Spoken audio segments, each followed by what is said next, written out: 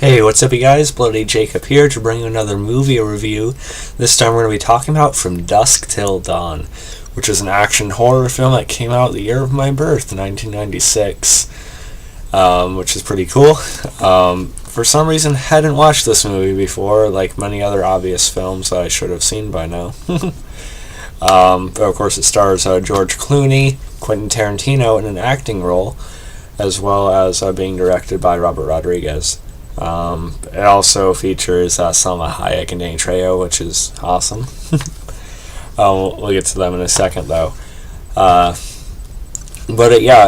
Dusk Till Dawn is one of those cult classics, and again, obvious horror films that people would assume I've seen that I haven't. So I watched it late last night, and I gotta say, I really enjoyed it. After you guys can watch my review of Rob Zombie's 31 if you want to. I'll link to it at the end of this video. But after for the most part, disappointment that I had with this movie, it was nice to go back and watch a film that I actually enjoy, or that I actually ended up enjoying anyway. It was a relief. So the basic story is fairly simple. George Clooney and Quentin Tarantino, they play the Gecko brothers.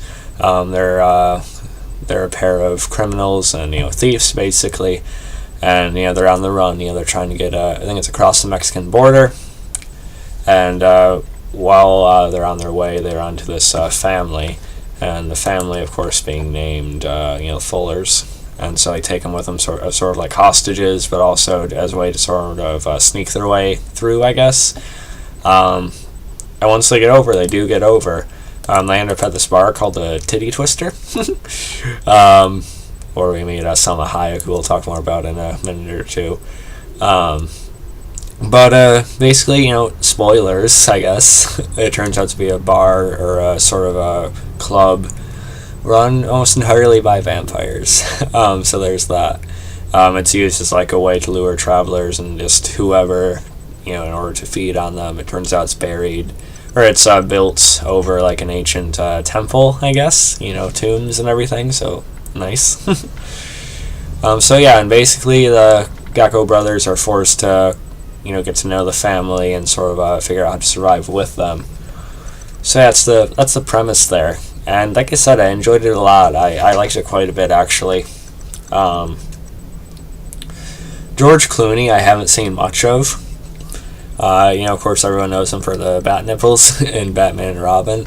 But here, I actually thought he was pretty damn likable. I enjoyed watching him quite a bit.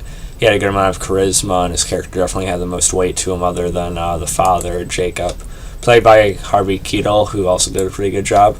That whole family is fine, from Scott to Katie. I think Catherine, Katie, whatever, is the daughter's name. The whole family did pretty good. Scott really doesn't get as much time as the father and the daughter do, but they're both still pretty good. And like I said, George Clooney himself, I thought was really good in this movie as well. And Quentin Tarantino did a fine job, Seth, George Clooney's character, he has a bit of a thieves' honor to him, I guess, or at least some kind of conscience or morality. Or morals, anyway, whatever you want to say. He doesn't kill unless he has to, supposedly, whereas Quentin Tarantino's character, Richie, he's a little bit more psychologically disturbed, at least as far as we know. And he has, weird moments with, Katie, and he has a past of, a sexual, ironically sexual misconduct. I'll just say that. So he's a bit different when he's on the screen. But I thought they both had pretty good chemistry as brothers. And of course, spoilers, I'm assuming most of you have seen From Dusk Till Dawn. I was surprised that Richie, Quentin Tarantino, was killed off as quickly as he was. They didn't use him for more of the action that ensued at the Titty Twister. But I was glad with the development they gave to Seth, really. And I think he actually shares some pretty good conversations with Jacob, the father. And again, Harvey Keitel does a good job as Jacob. He's a man, he lost his wife, he's a widower. He was a minister, but he's lost his faith. So he actually portrays that fairly well. And like I said, him and Seth, George Clooney, actually has a decent conversation or two.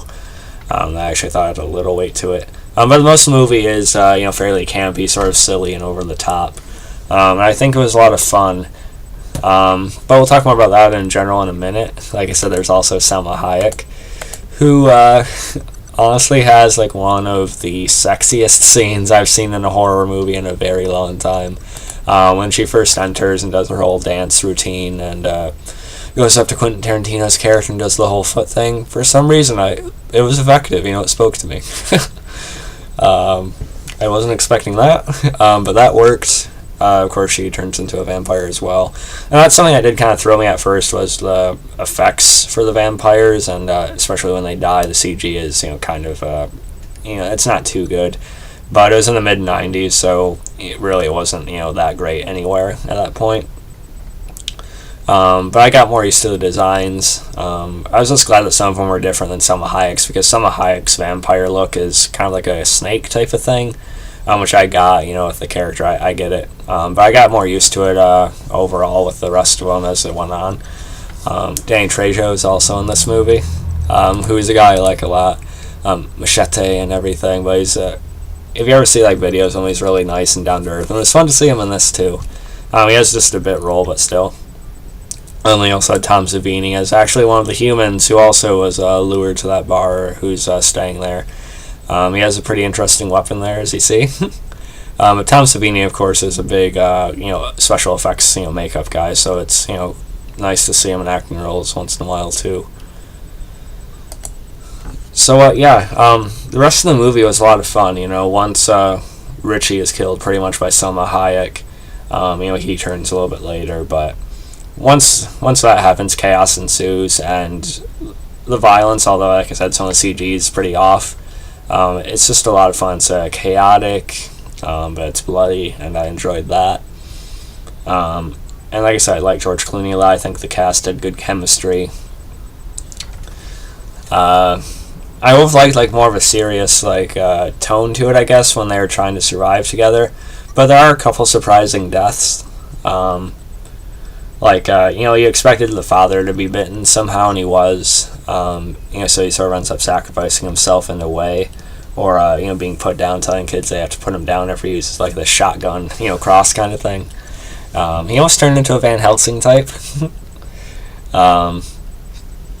It was surprising that his son Scott died a little bit later. He's bitten by their father, Jacob, and then he's being devoured by vampires. So Katie has to put him down, and the rest of them, almost the rest of them don't survive. Minus of course George Clooney and Katie.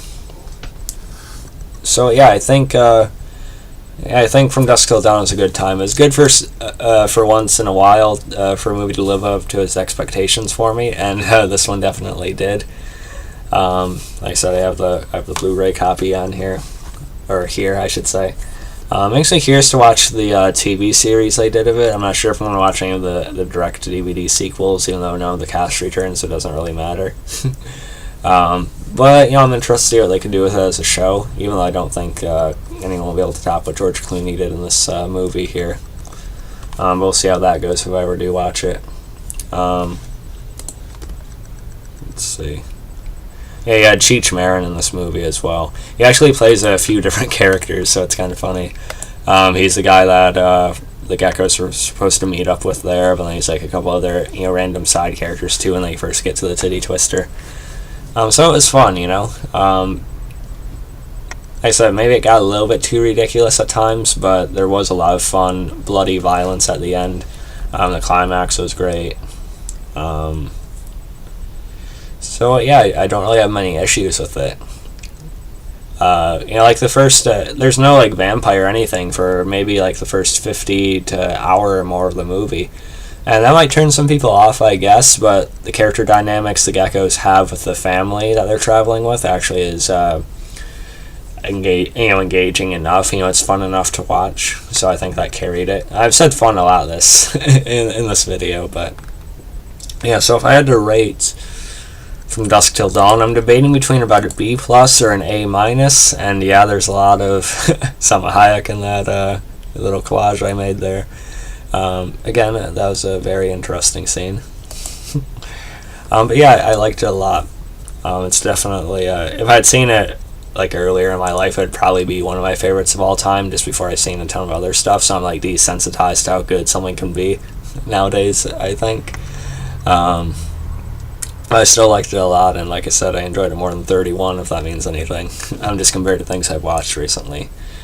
So yeah, anyway, guys, think about From Dusk Till Dawn if you've seen it, and if you've watched the show, let me know how that is, how it compares to the movie without spoilers. So yeah, follow me on Facebook, Twitter, subscribe. I'll catch you guys next time. Peace.